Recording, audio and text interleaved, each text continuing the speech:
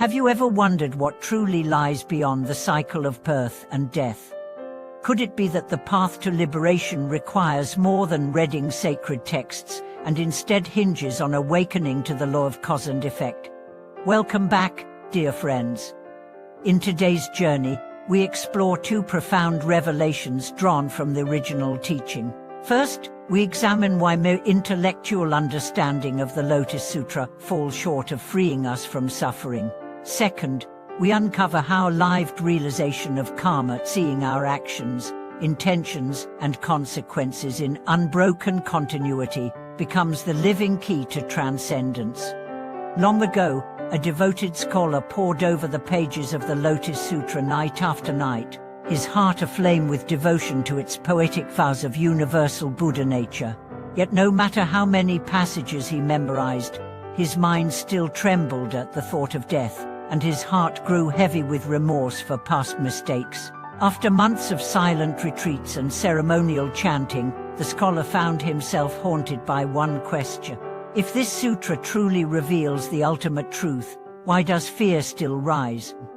One moonlit evening, as he meditated under the ancient cedar, an old ascetic appeared, his eyes shining like starlight.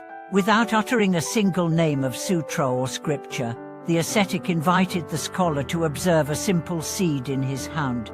"Plant it," he said, "tend to its every need. Notice how each drop of water and each ray of sun shapes its growth. Reflect on how even a single careless footstep might bruise its tender leaves, and how a gentle touch can coax it toward blossoming." In that silent exchange, the scholar glimpsed a living metaphor. The seeds unfolding mirrored his own existence. The sutra's lofty words had awakened his aspiration, yet they remained inert until he saw the subtle web of causes and conditions interwoven through every moment. From that day forward, he devoted himself not only to reciting verses but to tracing the ripples of his own intentions, each inhale, each word spoken, each hand extended in kindness, as living expressions of karma. As the seasons passed, he watched with wonder how small acts, offering water to a thirsty pilgrim, showing patience to an irritable neighbor, brought unexpected joy and deepened his own equanimity. When illness felled his closest disciple, he paused not in despair, but in gratitude for the teacher that suffering became, guiding him toward compassion he had only previously known in theory. Through his practice, the scholar realized that the Lotus Sutra's promises were not distant aspirations, but living seeds sown in the soil of cause and effect. When intention and action aligned with wisdom and compassion, the distinction between text and life dissolved, and the promise of Buddhahood bloomed within each moment of mindful choice. Today, we walk the same path. By holding every thought and deed as a seed, we learn to tend our inner garden with awareness.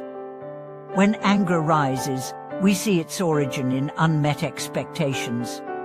When generosity flows, we witness its power to heal unseen wounds. In this way, the law of karma ceases to be a remote doctrine and becomes the very rhythm of our everyday life, leading us gently beyond birth and death into the boundless sanctuary of awakened presence. In the years that followed, the scholar's life became a living testament to the unfolding mystery of karma. Neighbors would marvel at how his home garden bloomed in unlikely seasons, as if each flower sensed the gentle touch behind its growth. Yet to him, the blossoms were no miracle, they were simply the visible echoes of his daily choices. Each morning, before dawn broke over the horizon, he would walk barefoot across the dew-kissed grass, offering silent gratitude for the unseen forces that gave rise to each delicate petal. In that ritual, he recognized the profound truth that every moment is a seedbed of potential, capable of yielding either fruit or thorn, depending on the intention with which it is tended. One spring, a traveler arrived at the scholar's humble abode, burdened by grief so deep that his shoulders carried the weight of every sorrow he had ever known.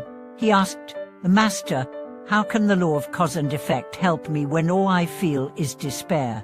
The scholar led him to a fallen log at the edge of the forest, its bark peeled away by time and rain. Kneeling, he invited the traveler to press a finger into the soft heartwood and observe the imprint it left behind. "I noticed," the scholar said, "that even though the wood is old and weathered, it still responds to your touch. So too, beneath layers of pain, your heart remains alive, capable of change when met with gentle care." In the days that followed, the traveler practiced small acts of kindness, filling a birdbath at dawn, sharing bread with passing pilgrims, offering silent smiles to strangers on the road. Slowly, he discovered that each act sent ripples of healing outward, and in turn, waves of comfort returned to his own wounded spirit. Across the sea, in a bustling port city, another modern seeker named Domina encountered the scholar's story in a fragmentary manuscript. She was a physician whose days were spent stabilizing emergencies and easing agonies, yet she found her own heart growing brittle with fatigue. One evening, exhausted by the relentless demands of her work, she read about the simple practice of witnessing karma as it arises. The next morning, before tending patients, she paused for a single breath, placing her hand over her heart. In that moment of stillness, she remembered her original intention to serve with compassion and carried that intention into the operating room. Over time, each life she touched reminded her that healing was as much about the care behind her actions as the procedures themselves. The gratitude in a patient's eyes became the living proof that when intention blooms into action, it leaves a fragrant legacy far beyond the sterile confines of a hospital ward.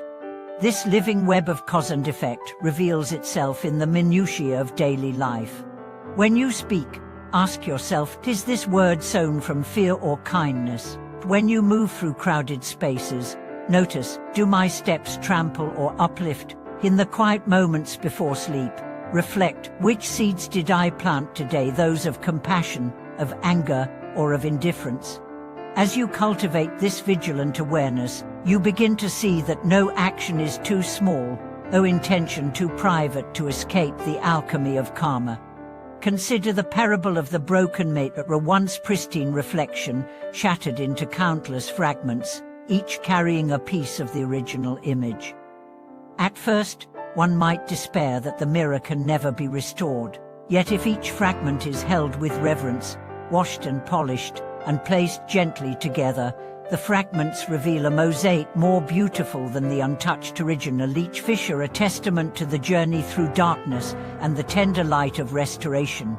So it is with our lives. The wounds we endure, when met with mindful care and compassionate action, become the facets through which the light of wisdom shines ever more brightly.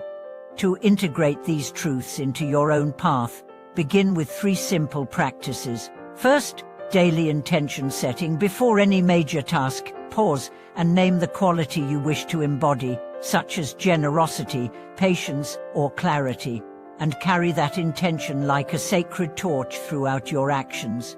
Second, evening reflection. Review your day in the solitude of a journal or a moment of silence, noting where your intentions aligned with your deeds and where they faltered, planting insights for tomorrow's growth.